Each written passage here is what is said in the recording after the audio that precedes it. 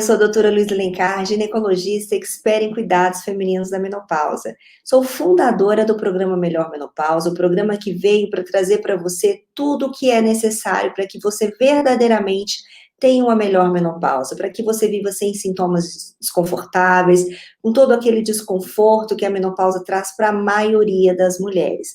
Seja bem-vinda mais uma vez, bem-vinda ao Melhor Menopausa. Aqui você vai verdadeiramente mudar a sua vida, trazer qualidade de vida para que você viva muito, para que você viva bem, com qualidade de vida, não só hoje, para que você elimine todos esses desconfortos, mas também no seu futuro, para que você viva muito e viva muito bem.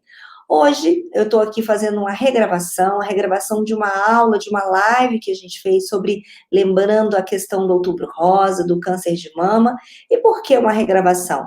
Porque eu percebi que a live foi muito boa, o conteúdo foi muito bom, inclusive recebi até várias mensagens pedindo para eu postar logo o conteúdo novamente, mas eu percebi que a parte de vídeo lá para as tantas, a internet às vezes dá um pouco de instabilidade, não estava tão boa. Então eu resolvi regravar para que você tenha mais qualidade de imagem também nesse assunto tão importante que é o câncer de mama.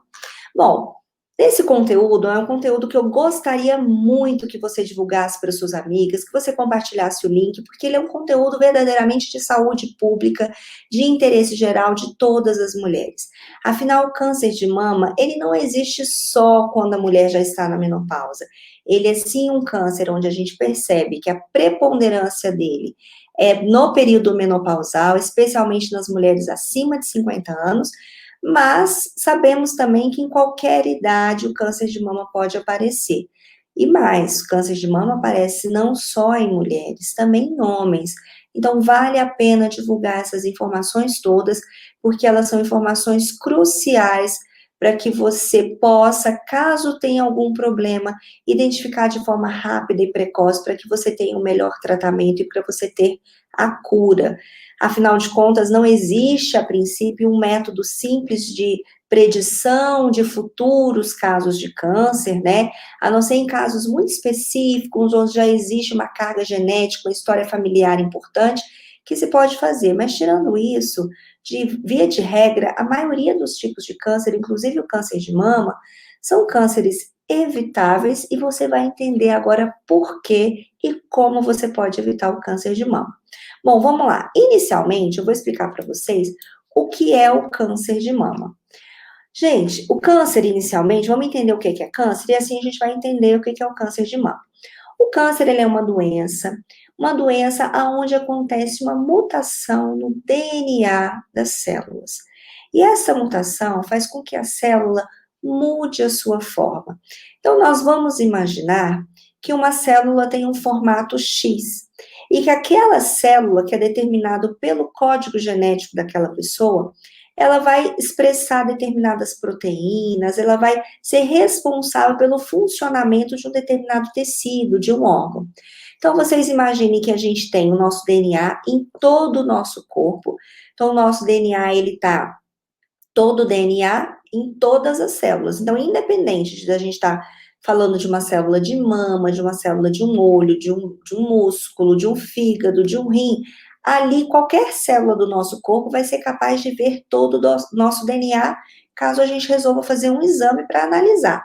Mas em cada tecido, em cada órgão, em cada lugar, existe uma expressão genética aumentada de uma determinada proteína, ou de várias proteínas, por exemplo, que vão determinar a função daquela célula e a função daquele órgão.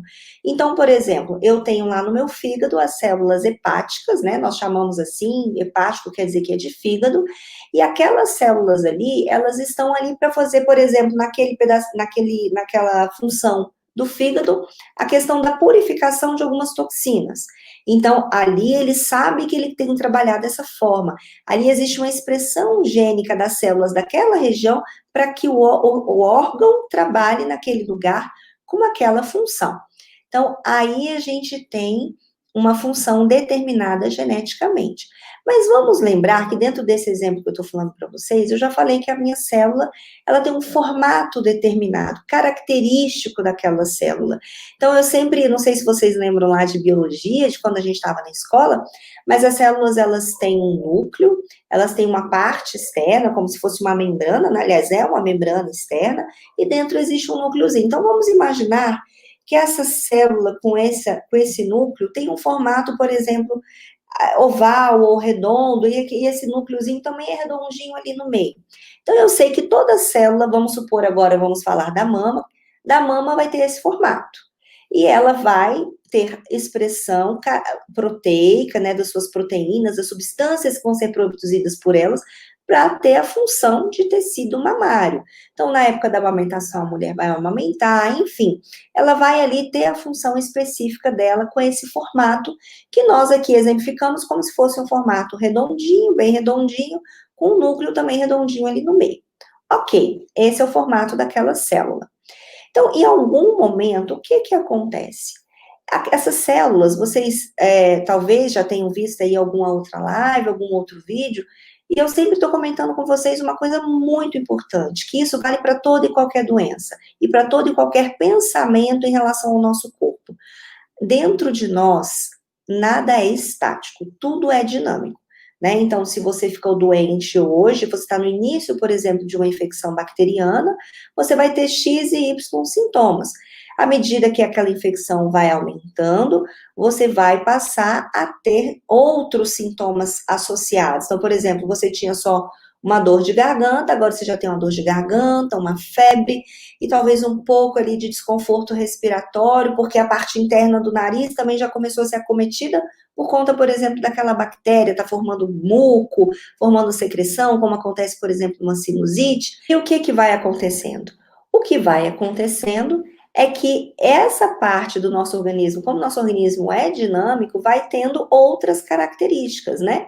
Então, por exemplo, para a gente funcionar normalmente, a gente vai ter as nossas células produzindo substâncias, essas células, cada célula produzindo no nosso corpo tem um tempo de vida determinado para aquela célula viver. Só que elas vão se renovando, vão se renovando. Então, vamos supor que essa célula que nós estamos dando exemplo da mama, faz de conta que ela tem lá geneticamente determinado que ela vai viver 5 dias. Então, ela vive 5 dias plenos. Aí, quando ela já está no 4º dia, terceiro para o quarto, o corpo começa a entender que ela já está ficando velha, que tem que ser substituída, vai produzindo células novas e substituindo essas outras. Então, como as coisas são dinâmicas, e aí a gente vai entendendo que uma célula mãe vai dando origem às células filhas, essas vai carregando o material genético dessa célula para essa outra, e depois para outra filha dela, e depois para outra, e depois para outra. Aí chega um determinado momento que, por algum motivo, geneticamente há uma mudança desse DNA, e essas células que eram todas sempre produzidas redondas, bonitinhas, e o meio dela com ovalzinho, o que começa a acontecer? Ela simplesmente, de repente, em vez de redonda, passa a ser oval, e o núcleo, em vez de ser redondo, pequenininho, passa a ser triangular. Então, aquilo que era normal, que tinha uma característica determinada, deixa de ter essa característica. E aquilo, em vez de ser redondinho, né, passou a ser oval, o núcleo passou a ser triangular, e ali já existe uma mutação. Houve uma mutação daquela célula e ela assume uma forma diferente. E essa forma diferente faz com que ela não consiga, muitas vezes, e a não consegue mesmo, porque ela não é aquela célula original, aquela que era para existir, ela não consegue mais ter as expressões características daquela função, daquele órgão, né? E aí houve o quê? Uma mutação genética. Quando a gente pensa em mutação genética, a gente está falando o quê? De mudança de DNA. Se eu estou falando que houve uma mudança no DNA, eu estou dizendo para vocês que o câncer é uma doença genética. Exatamente, todo câncer precisou passar, toda célula que se modificou, ela se modificou porque ela sofreu uma alteração genética.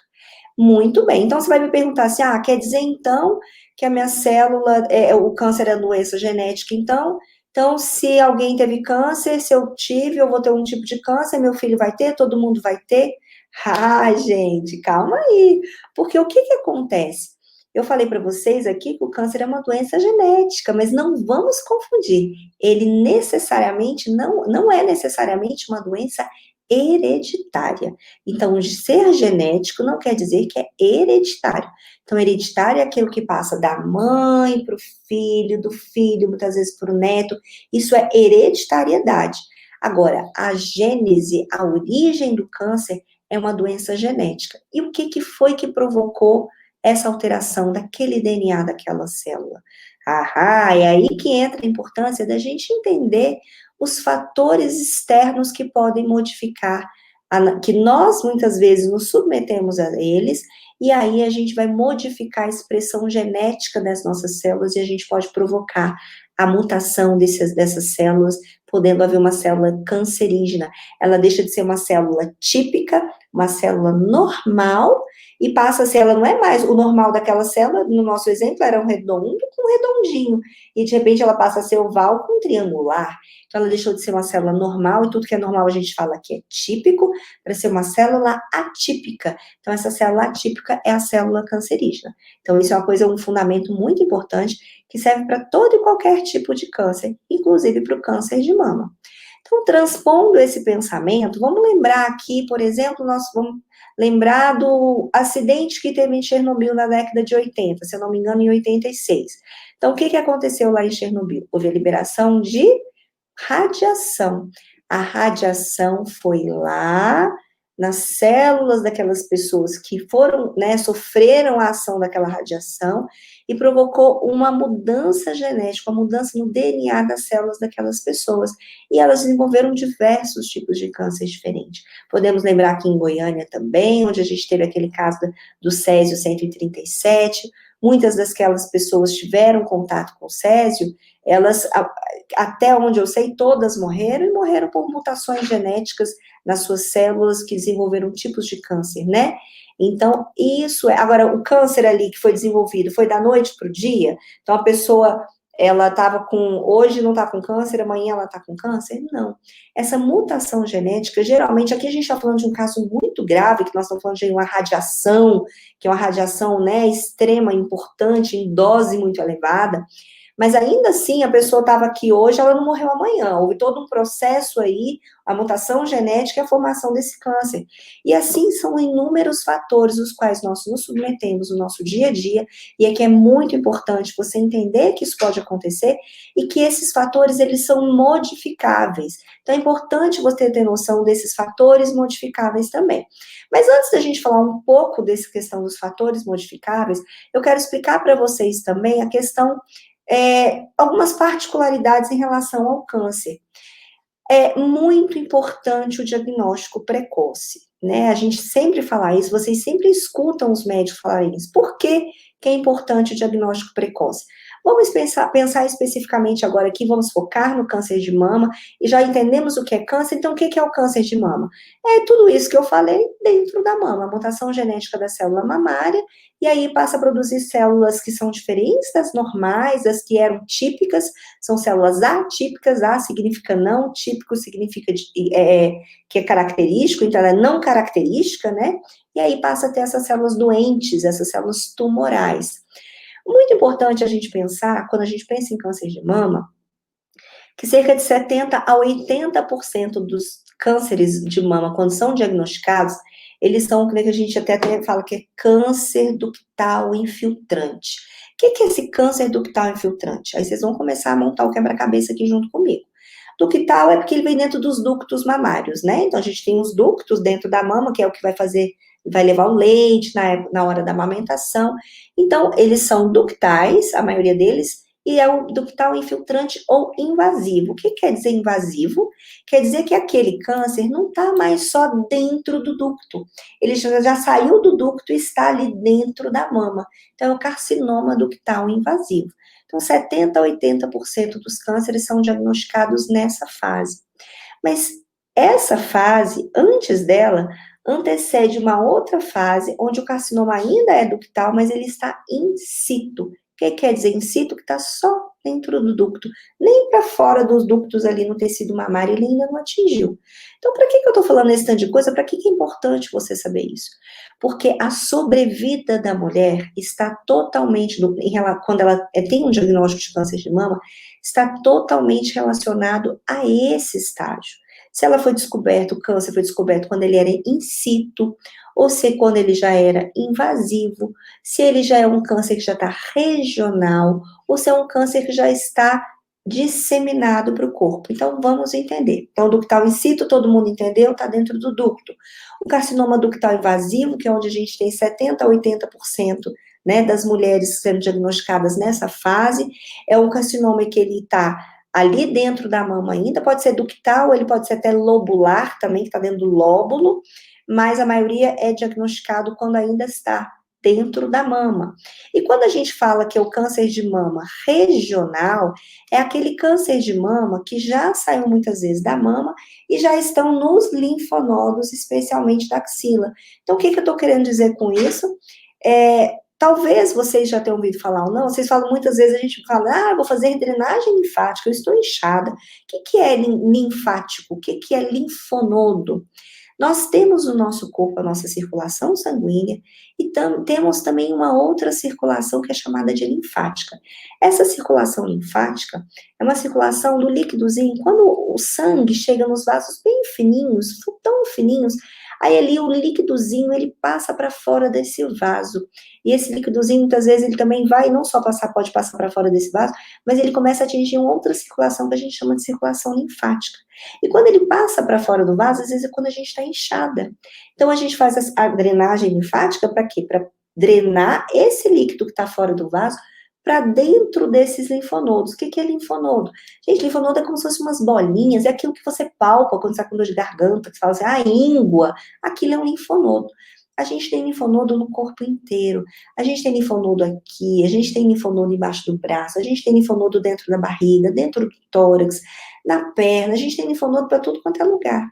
E o que acontece quando a gente tem um câncer de mama e esse câncer de mama não foi visualizado a tempo e ser retirado quando ele estava dentro ainda só do ducto ou dentro ainda da mama, ele começa a atingir as cadeias linfáticas próximas a ele. E aí a cadeia linfática que ele atinge inicialmente são as axilas. E é importante eu falar isso para vocês, porque nós estamos falando aqui de sobrevida. Então, só para vocês terem uma noção, de um modo geral, o câncer de mama ele tem um 90% de chance de cura. Então, você tem uma chance de 90% de cura. Olha que coisa boa. Só que essa cura, esses 90% ou mais, vai depender do estágio que o seu câncer ele foi diagnosticado. De acordo com o estágio que ele foi diagnosticado. Então, só para vocês terem uma noção, 99%, quando é diagnosticado na fase de carcinoma ductal in situ, a gente mede geralmente a sobrevida das pessoas com câncer, basicamente depois de 5 anos que elas tiveram um diagnóstico. Então, quando elas têm um diagnóstico, quando ele é in situ, a gente tem uma chance de cura e de sobrevida de 99% em 5 anos. Olha que maravilha. Isso cai aos poucos. Então, a partir do momento que ele vai diminuindo, que ele vai aumentando a disseminação dele, vai caindo a chance dele. Até chegar um ponto que, se ele sair da mama, atingir os linfonodos e for para o resto do corpo, a gente já cai de 99% de sobrevida em 5 anos para 27% de sobrevida. Então, vocês veem o quanto é importante. Então, não tenham medo. Vocês não podem ter medo de cuidar de vocês, não podem ter medo de procurar ajuda quando vocês acham que tem alguma coisa errada. Cansei de ouvir isso. Cansei das pessoas falarem, ai, doutora, mas eu tava com medo, ai, eu tenho medo, eu nem palpo porque eu tenho medo. Não pode, a gente tem que ter cuidado com a gente. Se a gente não tiver o autocuidado, quem é que vai cuidar de nós? Ninguém. Verdadeiramente ninguém. Às vezes a mulher até já sentiu que tem uma coisa diferente na mama, mas ela fica preocupada, ela acha que fica preocupada, fica com medo de ir lá e ter um diagnóstico e vai deixando. Só que se você sentir alguma coisa, imediatamente procure seu ginecologista, marque um ginecologista para você, marque um mastologista, para que você faça, para que ele vá lá, examine você, veja se está tudo bem e pedir todos os exames que são necessários. Porque se for diagnosticado muito precocemente, você tem uma chance de cura de praticamente 100%. E é isso que a gente quer a cura. A gente quer que, a gente muitas vezes não vai conseguir evitar, porque existem casos que são verdadeiramente genéticos e que não têm uma influência, muitas vezes são até hereditários, como eu falei, né? Mas aquilo que você puder fazer, que tiver no seu alcance para evitar, e daqui a pouco a gente também vai chegar nisso de novo, a gente tem que fazer. Então, não tenha medo, você tem que ter medo de não cuidar, você tem que ter medo de não correr atrás da ajuda, porque você está diminuindo a sua chance de cura, pode ser de 99% para uma chance para uma sobrevida em 5 anos de 27%. Porque quando o câncer é descoberto, já numa fase que ele já teve metástase, quer dizer, ele já saiu da mama, já foi para a axila, já percorreu o corpo, e aí você vai fazer o quê? O tratamento vai ser para cura? Não, não tem mais como ter tratamento para cura. O tratamento passa a ser para aumentar a chance de vida da pessoa, a quantidade de tempo de vida, é isso que a medicação tenta fazer, e para tentar também dar mais conforto para aquela pessoa. Basicamente é isso. Então, quando o câncer já é metastático, não quer dizer que a pessoa vai viver menos, assim, a gente não tem como predizer, a gente tem uma média que a gente sabe que a pessoa vive, mas definitivamente você não consegue mais a cura. Você não consegue falar que a pessoa não tem câncer, ela vai ter câncer até que ela morrer, e muito provavelmente o desenvolvimento, o aumento dessa disseminação desse câncer é que vai levar a pessoa embora. Então, a gente tem que ter a proatividade, a iniciativa de procurar ajuda o mais cedo possível, isso é muito importante. Então, já deu para entender a precocidade, já deu para entender por que a gente tanto fala que tem que procurar ajuda, que não pode ficar em casa, que sentiu alguma coisa diferente, tem que realmente buscar a ajuda necessária para que tenha um diagnóstico, caso seja esse o diagnóstico, para você ter tratamento e você continuar vivendo a sua vida muito bem. A maior parte dos cânceres de mama acontece em mulheres na menopausa. Por que que isso acontece? Por que que o câncer de mama é o câncer mais característico da menopausa e não existe com tanta frequência quando as mulheres têm 30 e poucos anos? Pode ter câncer de mama jovem? Pode. Vocês lembram aí da Patrícia Pilar? Se não me engano, ela teve câncer de mama com 30 e poucos anos, né? Se eu não me engano, não tinha 35, 36 anos. Eu acho que é talvez mais nova, há muitos anos atrás. Mas, enfim, tem outros casos acontecendo a todo momento. Porque ele pode acontecer, apesar de não ser mais provável. Agora, por que que ele é mais provável de acontecer depois dos 50 anos da vida da mulher? Aqui é que você entra. Aqui que vem a sua responsabilidade em cuidar do seu corpo, que é a sua casa, o Papai do Céu deu para você, para que você possa viver e viver muito e muito bem, né? Viver longos anos na sua vida. Nós sim temos responsabilidade sobre o nosso corpo, nós temos responsabilidade sobre a nossa saúde. E aí aqui vai entrar, agora prestem muita atenção, o que você tem que conhecer para você evitar o câncer de mama. Menos de 10% dos cânceres de mama que acontecem por aí são porque você teve sua mãe, ou sua tia, ou uma irmã que teve o câncer de mama. Quando a gente pensa em hereditariedade, ele está mais ligado à família materna. Não que não possa acontecer, às vezes, na família paterna, mas o que mais nos preocupa é, por exemplo, se sua mãe teve câncer de mama, se uma irmã sua teve câncer de mama. Então, essa parte materna nos preocupa mais. Mas aí, tudo bem, você não é nenhuma dessas pessoas, você não está inclusa nesses 10%. Não, então quer dizer, então, que se minha família ninguém teve câncer de mama, eu posso ter? Sim, e eu posso dizer para você que a maior parte das vezes a responsabilidade vai ser sua. Por quê? Eu já falei da idade, não já? Por que da idade? Porque quanto mais tempo você vive, mais você fica sujeita a agentes que são agentes oncogênicos, que vão levar à mutação do DNA dessa célula da mamária. Oncogênico quer dizer o quê? Que tem a capacidade de dar câncer, né? Então, oncologia é a especialidade da medicina que cuida o quê? Das doenças oncológicas, dos cânceres, é a cancerologia, né? Que a gente já chamou há anos atrás de cancerologia, hoje é oncologia. Então, você tem a responsabilidade de se cuidar, de se submeter o menos possível a esses agentes externos. Isso é muito interessante. Então, daí eu vou falar para vocês um termo aqui, uma palavra, talvez você já tenha ouvido em algum vídeo meu, chamado xenobiótico. O que é xenobiótico? Xenobióticos são substâncias estranhas ao nosso organismo e que têm a capacidade, por exemplo, de dar câncer. Então, o que eu tenho de exemplo? Tenho alumínio, tenho mercúrio, eu tenho chumbo, né? Eu tenho agrotóxicos. Opa, olha a coisa prática aí. O que é agrotóxico? É aquilo que você consome muitas vezes lá nos seus vegetais, nas frutas, nas verduras. Mas como que eu me livro disso? É complicado. Gente, fácil não é. A gente sabe que comer bem, infelizmente, é caro, mas não é impossível, muitas vezes, você se programar. E digo mais, você não precisa nem ter, muitas vezes, uma terra muito grande, pode até morar em apartamento, mas você pode, por exemplo, ter a sua hortinha, por exemplo, os seus temperos. Mas é tão pouco diante de tudo que eu posso fazer, mas é o que você pode fazer? Então faça, isso depende de você. né? Então, no que depender de você, você faça o máximo possível. Podendo comprar, fazer uma feira, produtos orgânicos, faça. Os agrotóxicos são xenobióticos, são substâncias que sim podem, o acúmulo deles no seu corpo ao longo do tempo, aí você começa a entender por que a idade é um fator predisponente maior, quanto mais velha você fica, mais chance você tem do câncer de mama, porque quanto mais tempo você passa, mais você come agrotóxico, mais chance de câncer de mama. Vou beber água aqui. Outra coisa muito importante, que a Agência Internacional de Pesquisa em Câncer já visualizou e já entende como fator predisponente do câncer: uso de anticoncepcional oral. Uso de anticoncepcional oral, gente. É muito interessante que as mulheres ficam tão preocupadas quando chegam na menopausa, né, para poder fazer o uso de reposição hormonal, e elas não se preocupam e passam, às vezes, com 12 anos de idade, a mãe leva a filha no médico, a menina tem 12, 13, 14 anos, fala, ai, doutora, tá com espinha, passa um anticoncepcional que ajuda, melhora, ouvi dizer que melhora. Ah, doutora, tem 13 anos, mas já começou a vida sexual, 14, dá um anticoncepcional pra menina. Então, ninguém preocupa com essa menina pode tomar anticoncepcional dos 13 até os 40, 42 anos, quer dizer, 30 anos quase de anticoncepcional na vida.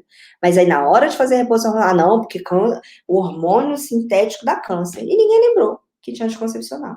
Então, esse é um fator importante, é um fator que você pode conversar com quem você conhece, porque isso não está descartado em relação a, pelo contrário, a Agência Internacional, como eu falei para vocês, do câncer, coloca isso como fator de risco para a mulher para o câncer de mama quando ela estiver mais velha, tá? Outra coisa importante também que a gente tem que pensar, a própria reposição hormonal pode dar câncer de mama? Sim.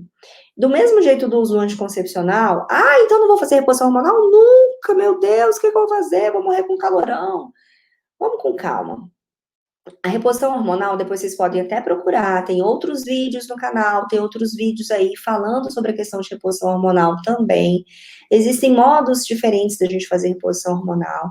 E quando a gente pensa em hormônios sintéticos que não têm a fórmula química igual ao do nosso corpo, quando a gente hoje fala definitivamente de câncer de mama na reposição hormonal, nós estamos falando desse tipo de hormônio, que é aquele hormônio que você vai na drogaria, compra e toma, que é um hormônio que é sintético, sim, lógico que ele é sintético, não é o seu corpo que produziu, mas é um hormônio que não tem a fórmula química idêntica ao do seu corpo. Tá? A gente não tem ainda estudos de muito longo prazo para falar sobre os hormônios bioidênticos, os hormônios isomoleculares, né, é o mesmo nome, em relação ao desenvolvimento de câncer de mama. Mas o que eu posso dizer para vocês, que se há de haver uma escolha em relação à reposição hormonal, a gente tem muitos fatores a levar em conta. Um deles é a questão do histórico familiar. Então, por exemplo, se eu já sei que aquela mulher tem uma chance maior, porque ela teve uma mãe com câncer de mama, eu não vou fazer para ela uma prescrição de hormônio, mesmo que seja um hormônio isomolecular. É uma questão de bom senso, porque a gente sabe que o câncer de mama, alguns deles, não são todos, mas alguns, eles são o quê? São hormônio dependente. Então, se eles são hormônio dependente, quando a mulher usa, por exemplo, uma medicação hormonal, eu estou dando o quê para aquele câncer? Comida, né? Então, a gente tem que ter critério. Esse é um dos critérios, por exemplo. Mas isso não quer dizer que todo mundo que faz reposição hormonal vai ter um câncer de mama, pelo amor de Deus, tá? Agora, se você usa aí durante tempo muito prolongado, esses que eu, como eu citei agora, por exemplo, de drogaria, esses que são sintéticos e não são isomoleculares, não são bioidênticos, os estudos mostram que até 5 anos a chance não é tão gritante, que depois de 5 anos de uso, a chance para o câncer de mama aumenta. Então, por exemplo, uma moça que teve uma menopausa precoce, eu fui uma delas, eu fui uma mulher que menopausei antes dos 40 anos.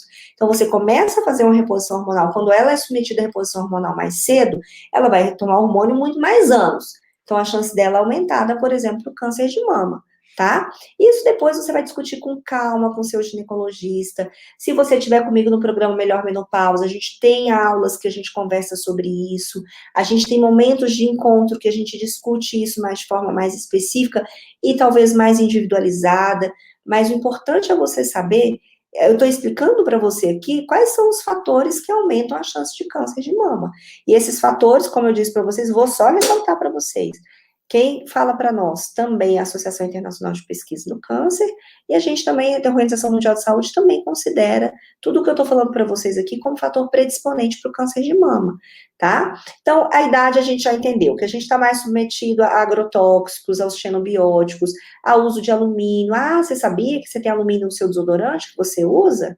Que quando você passa o desodorante, dependendo da apresentação desse alumínio no seu desodorante, por exemplo, você pode ter penetração de alumínio para o seu corpo. O alumínio não é um metal que o nosso corpo gosta, né? Então, assim, tudo isso é importante você saber, né? Inclusive, agora vamos aproveitar aqui lá no programa Melhor Menopausa. Se você entrar no programa, você vai saber disso tudo, você vai conhecer as formas que você tem de se cuidar, que são mais diferenciadas e que não vão trazer esse tipo de risco para você. Então, esse é um ponto muito importante na sua vida, você conhecer os fatores de risco. Outra coisa que eu vou falar para vocês são outros fatores comportamentais, que são de única e exclusiva responsabilidade sua como mulher, como ser humano e como mulher. Os estudos têm mostrado também, que é bem interessante, que a maior parte que um dos fatores de risco é um negocinho chamado sobrepeso e obesidade. Agora eu te pergunto, você está no seu peso ideal? Você tem 1,60 m, está pesando 70, 75 quilos? Então, fique alerta. Se você está com sobrepeso ou obesidade, você tem um risco aumentado para câncer de mama. Olha aí que interessante. Outra coisa que você pode fazer, então, se a gente pensar nisso, em sobrepeso e obesidade, a gente já pensa no controle, né, da alimentação, uma alimentação mais saudável, uma alimentação onde você não use tantos conservantes, que a gente já falou que existem esses xenobióticos, então uma alimentação mais natural, onde as nutricionistas sempre estão ensinando o que para nós? Vamos desempacotar menos e vamos preparar mais os nossos alimentos. Vamos picar, vamos cortar, vamos cozinhar, vamos preparar como a gente fazia no passado, como a nossa mãe fazia, como a nossa avó fazia. Esse negócio de comprar alimento pronto, né? Muitas vezes, quando eu falo pronto industrializado de larga escala, porque às vezes você pode comprar pronto congelado, mas de uma produção pequena, de uma coisa que não é industrial, beleza. Agora, você vai para a produção industrial, gente, não tem jeito, tem corante, tem conservante, tem um monte de coisa ali dentro, para que uma comida que dure geralmente um dia, dois, vai durar quantos dias? Sei lá, ficar não sei quanto tempo ali para ser vendida, né? Enlatada ali, vendida, enfim. A gente sabe que tem esses conservantes, tudo isso faz mal para você, tá? E aí, você pensando nessa alimentação mais saudável, entra outro fator importante, que é um fator protetor para o câncer de mama, que é a prática de atividade física. Então, a prática de atividade física vai ajudar a eliminar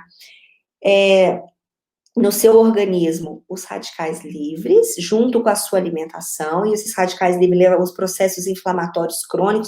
Olha lá a live não, tem um vídeo gravado na série Você Sabia, falando sobre radicais livres. Gente, é uma live, um vídeo que todo mundo deveria assistir, porque ela explica o que é radical livre, você vai entender, e você vai começar a entender o que você tem que fazer para você não ter a ação dos radicais livres de forma muito intensa no seu corpo. E um dos grandes fatores que nos ajuda é a alimentação saudável. Tá? Uma alimentação onde a gente tem a substância, tem polifenóis, flavonoides, são várias substâncias que ajudam a neutralizar esses radicais livres, essa inflamação crônica que acontece no nosso corpo, e que as células não gostam disso, elas não gostam.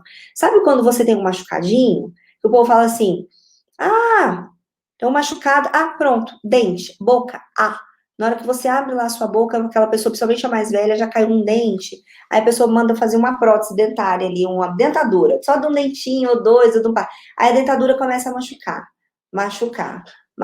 fica ali provocando aquela região, aí machuca, aí faz úlcera, é um sofrimento danado, e muitas vezes o que acontece também? Depois de um tempo, vai no dentista, vai no médico, olha lá, aquele lugar, aquele machucado virou o quê? Virou um câncer.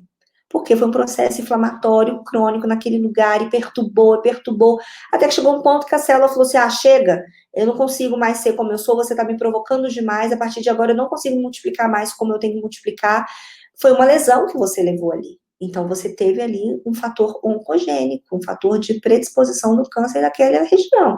Eu estou falando isso da boca, estou falando, dando exemplo da prótese dentária, mas é para você perceber, para você entender que o processo inflamatório crônico que está dentro de você, que ele está dentro de você quando? Quando você está com sobrepeso, quando você está com obesidade, quando você não dorme bem, quando você está em excesso de bebida alcoólica, e quando você fuma. Pronto, falei, olha aqui, tudo isso é o que você tem que fazer. Então, esses fatores são todos fatores predisponentes, além do uso de anticoncepcional por longo tempo, além de uma reposição hormonal não bioidêntica também. Isso tudo vai fazer com que você tenha mais chances de câncer de mama, tá? Então, esses fatores comportamentais, radiação, a mulher que também, por exemplo, se você já teve um outro tipo de câncer, às vezes você teve um linfoma, e você teve que submeter a uma radiação ionizante por mais tempo, às vezes você teve que fazer um tratamento de radioterapia, por exemplo, nessa região do tórax, no mediastino, né, que geralmente tem muito linfoma mediastinal, pode acontecer daquela radiação que você tomou aqui, um dia provocar em você um câncer de mama. Olha que situação, né? Isso aí é um infortúnio, aí não tem o que fazer, você tem que teve que fazer um tratamento desse, mas também é bom você saber, para você ficar ligada, que se você conhece alguém que passou por isso, uma mulher que passou por isso, ou você já teve, né, submeter um tratamento desse, pode ser que tenha uma chance maior aí do câncer de mama, tá? Mas o fato é que, outra coisa também importante falar para você, não vai nessa ideia que você tem que ficar fazendo mamografia demais, não. Eu faço mamografia, eu faço 3 vezes por ano, 2 vezes por ano. Não, não, excesso de radiação também sobre as suas mamas, não pode, tá? Então, como é que você vai se cuidar em relação a isso tudo? Só agora eu vou recordar os fatores de risco e nós vamos passar agora para como você vai ajudar nós médicos, eu ginecologista, os outros colegas, os mastologistas, a te ajudarem a fazer diagnóstico. Então, vamos só revisar os fatores de risco. A idade acima dos 50 anos, então você já sabe que você está na menopausa, você tem mais chance. E outra coisa, quanto mais velha você for, maior a sua chance. Não tem esse negócio que eu já tô com 65, 70 anos, não vou ter câncer de mama, não. Qualquer idade ele pode acontecer, tá bom? Número 2, a exposição aí aos xenobióticos, então a gente tem alumínio, chumbo, mercúrio, enfim, agrotóxicos, tá?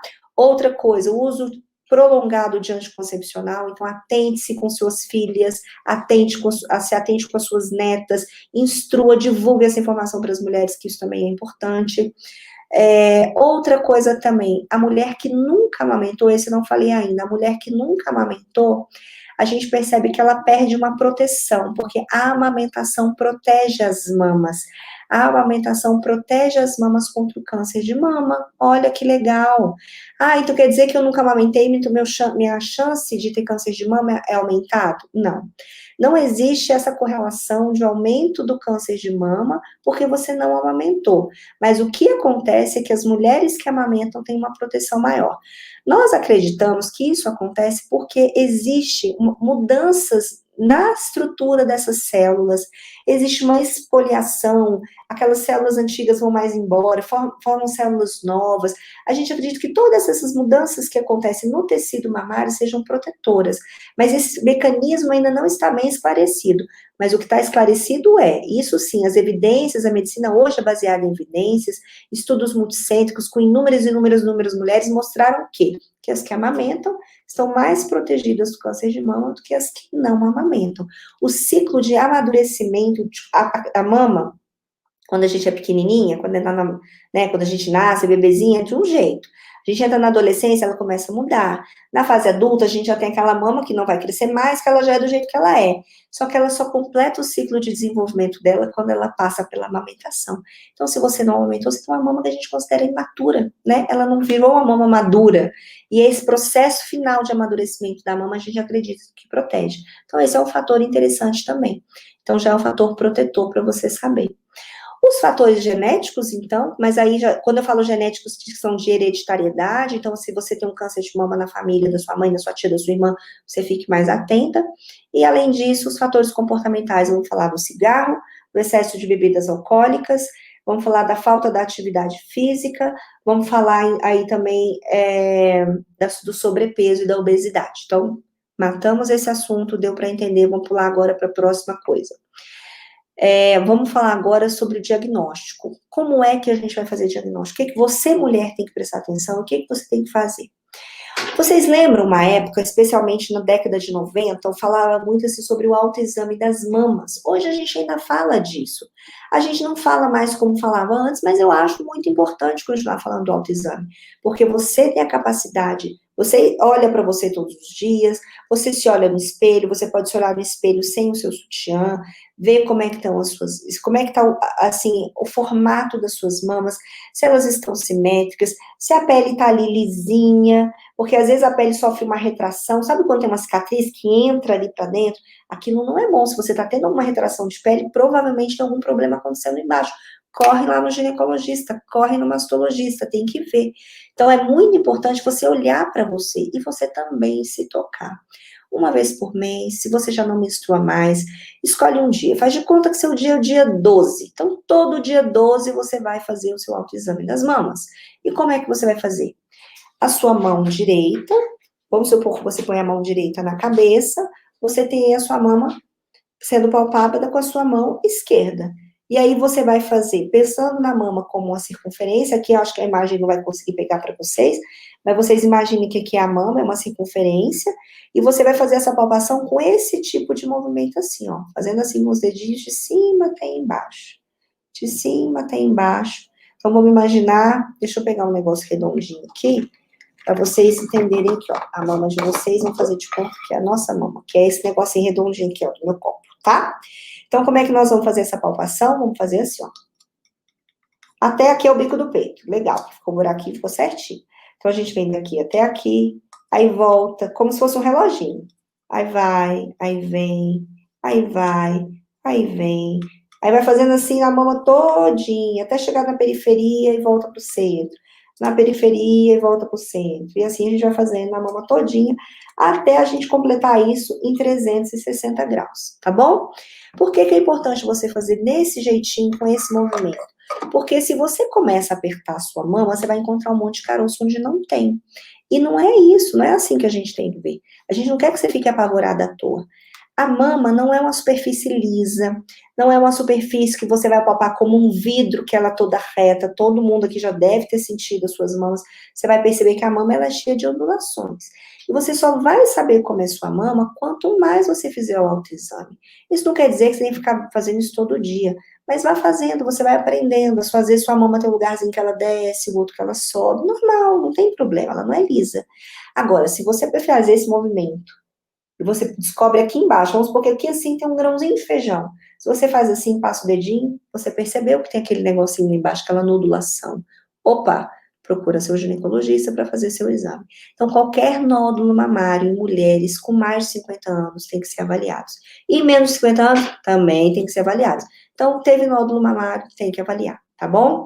E nódulos em mulheres de mais de 30 anos, se persistir por mais de um ciclo hormonal, porque às vezes a gente faz uns negocinhos na mama, pode ser influência hormonal, pode ser que a mama incha, acumula um pouco mais de líquido, mas se você viu que você já menstruou e aquele negócio continua ali, e já tá chegando perto da próxima menstruação, se você ainda menstrua, né, porque às vezes você ainda não parou totalmente de menstruar, fique esperta, procura também um ginecologista para avaliar. Outra coisa que você tem que conhecer em relação à questão do nódulo, o que nos preocupa mais? É aquele nódulo que é endurecido, tá? Então, muitas vezes, tem algumas coisinhas que são aquele que você palpa, que ele é móvel, que você palpa, ele move para... Enquanto você vai palpando, ele vai para cima, ele escorrega, vai para baixo. Geralmente, isso às vezes é um linfonodo, aquela ínguazinha inflamatória. Mas, de qualquer jeito, gente, procura ajuda, tá? Em dúvida, procura ajuda. Agora, se você percebe que é uma coisa endurecida, se você vê que você tá palpando e tá errado, tá errado. Esse aí já deixa a gente com muito mais preocupação. Outra coisa também que você tem que prestar atenção, eu estava falando para vocês aqui da mão, a gente falou da palpação, mas aí na hora que você termina de palpar, você tem o que ainda? O bico do peito. Então, o bico do peito, na hora que terminar, você vai lá e aperta o bico desse peito para ver se sai algum líquido, tá? Pode sair líquido? Pode. 30% mais ou menos das mulheres vão ter alguma saída de secreção ali da mama. E geralmente não é uma secreção que preocupa a gente. Às vezes ela é meio acastanhada, esverdeada, a pessoa, credo, tem um marciano saindo da minha mama, né? Não, na verdade pode acontecer. Agora, se ela é sanguinolenta, se ela é transparente como água, a gente tem que ficar mais alerta. E é interessante que muitas vezes as mulheres dizem assim, é só uma aguinha, não tem nada. Olha, transparente para nós é preocupação, sanguinolento para nós é preocupação, tem que procurar ajuda, a gente tem que olhar, tá bom? Outra coisa importante, olhar a questão da pele, tá? Não esqueçam de olhar a pele e ver se essa pele tá lisinha ou se ela tem alguma retração. Se você está palpando aqui, você palpa quando você terminar de palpar a sua mama, você pode estender a palpação para sua axila. Às vezes você vai achar ali algum linfonodinho, né? Então, esse linfonodo, muitas vezes, ele é móvel, ele é mais inflamatório, ele está dolorido. Quando está muito doloridinho, a gente não preocupa muito, porque às vezes você fez um esforço, aí o linfonodo, a gente chama de infartar, ele cresce, inflamou aquela região. Só que você percebe que é um linfonodinho que está mais endurecido, às vezes você está em dúvida, procura o médico, não fica também, tá? Então, tudo isso são coisas que você vai procurar observar. Observar a forma da mama, do mamilo também, às vezes o mamilo retrai, tá? Existem alguns tipos de câncer, eu falei para vocês que o mais comum é o carcinoma ductal infiltrante, né? Mas existem alguns outros que pegam às vezes mais o mamilo, que tem uma retração de mamilo, isso é muito importante. Vocês têm que ficar alertas com toda essa questão do formato, tá? Existe a doença de Paget da mama, angiosarcoma, são vários outros tipos de câncer de mama, tumor filoide, mas são coisas que não vêm ao caso aqui eu ficar delineando. Mas é só para vocês saberem que existem, às vezes, manifestações, sim, cutâneas, manifestações de formato, de retração mamilar, e tudo isso você tem, ó, que tá de olho para você não ser pega aí com a probabilidade depois futura de um diagnóstico tardio e menor sobrevida para você, tá bom? Então, vá ao médico com regularidade, o seu médico vai fazer seus exames. Ah, de quanto em quanto tempo eu tenho que ir ao médico? Você vai ao ginecologista pelo menos uma vez por ano, correto? Eu espero que sim, hein? Quero todo mundo no ginecologista pelo menos uma vez ao ano. Então, 40 anos para cima tem que ir todo ano. Sendo que aí o seu ginecologista vai pedir mamografia geralmente a cada 2 anos, e se você já tem mais de 50 anos, ele vai pedir todos os anos. Esse é o ideal, tá? E aí, dependendo, mesmo que você já tenha menos de 40, se você é uma mulher que já entrou na menopausa e está fazendo uma reposição hormonal, a minha conduta, as minhas pacientes, eu peço de todas. Eu não mesmo tenho menos de 50 anos, eu peço anual para quem já faz reposição hormonal. Isso é importante também, tá bom?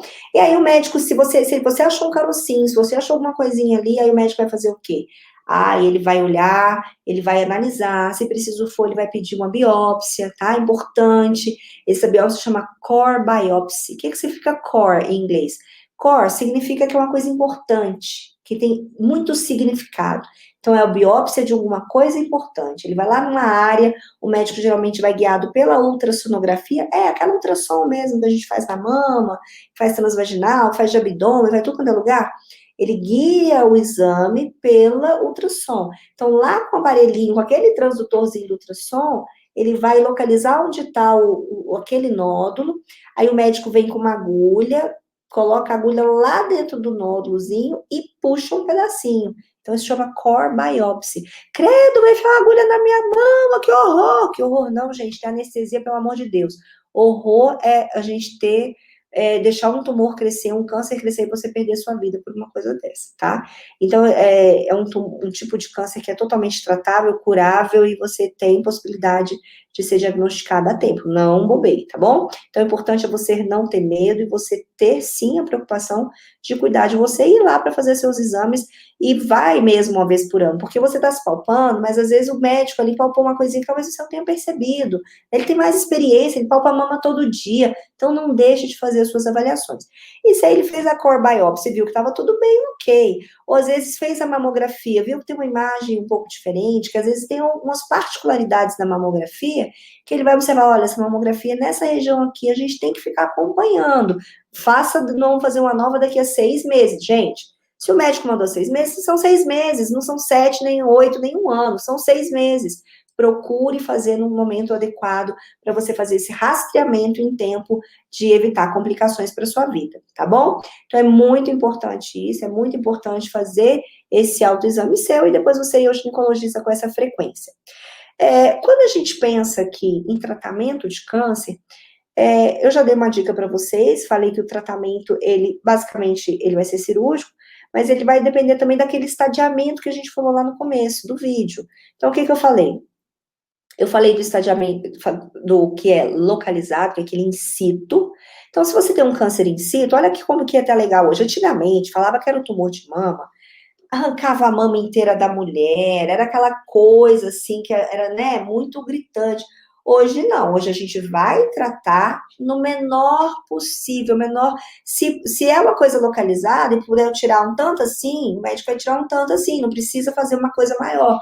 Ah, se tem que ser maior, ele vai tirar maior, então pode ser um quadrante, que ele tira um quadrante da mama. O que é um quadrante? Divide a mama em quatro, é um quadradinho, então, né, um pedacinho daquele. Às vezes ele vai tirar o mínimo possível, sempre a gente faz o mais é, conservador possível. A palavra é essa, mais conservador possível. E às vezes, se achar que não deve, que precisa tirar mais, ele vai tirar mais e vai reconstituir dentro da possibilidade, às vezes no mesmo ato cirúrgico já sai com a mama reconstituída. Então, essa reconstituição mamária, ela depende muito do estadiamento, depende do que o médico viu ali na hora da cirurgia.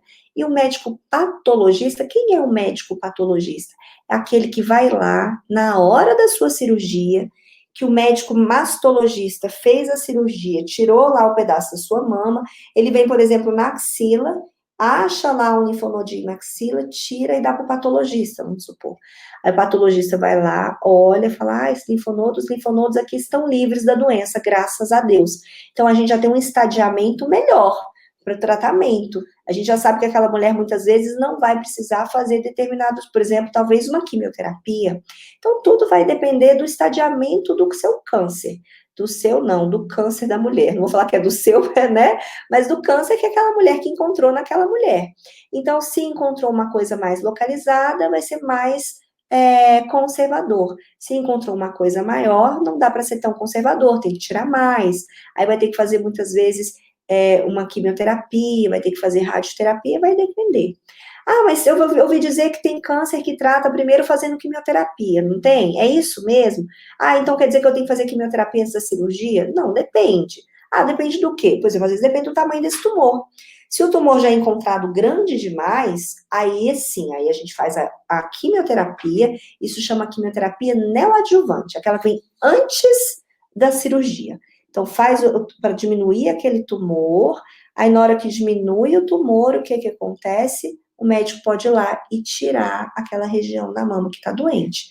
Aí, muitas vezes, depois ela faz novamente a quimioterapia, depois da cirurgia, e depois que ela acaba a quimioterapia, ela vai fazer a radioterapia.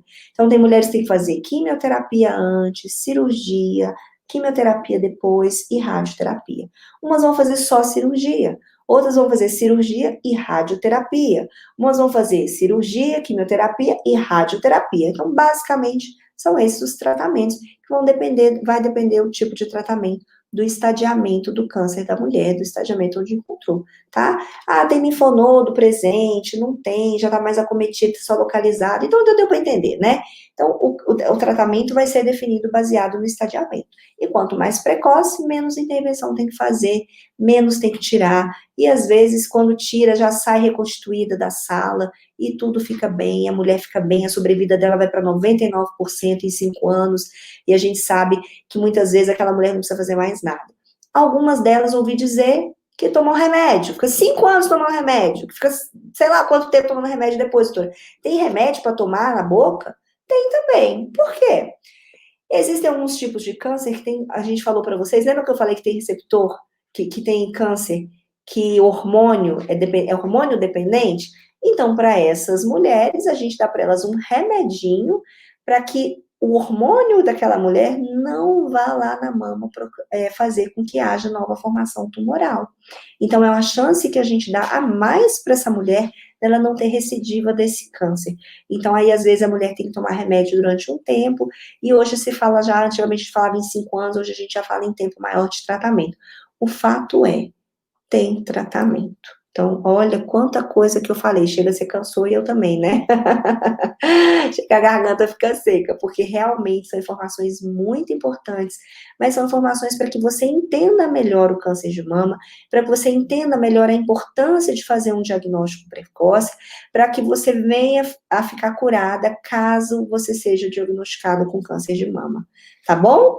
Então, é isso, o tema hoje, assim, é um tema muito importante, mais uma vez, eu vou te incentivar a compartilhar esse vídeo com as suas amigas, compartilha esse vídeo com o maior número de mulheres que você conhecer, porque é muito importante você também entender que existe uma responsabilidade muito grande que é sua em evitar o câncer de mama no seu corpo, fazendo as atividades físicas, se alimentando de uma forma saudável, mantendo o seu peso corporal adequado, evitando o consumo excessivo de bebidas alcoólicas, tendo a oportunidade, se estiver amamentando, você vê uma mulher amamentando, incentive mesmo a amamentação, né?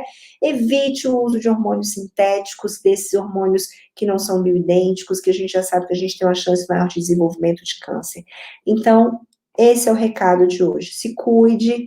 O programa Melhor Menopausa está aqui. Eu estou aqui, doutora Luísa, para que você tenha o maior número de informações possíveis, porque já está mais do que cientificamente provado que a mulher que tem um acompanhamento na menopausa, a mulher que sofre menos os sintomas, que sabe mais o que tem que fazer, que evita doenças e que vive mais. E eu quero que você viva mais. Esse é o meu intuito.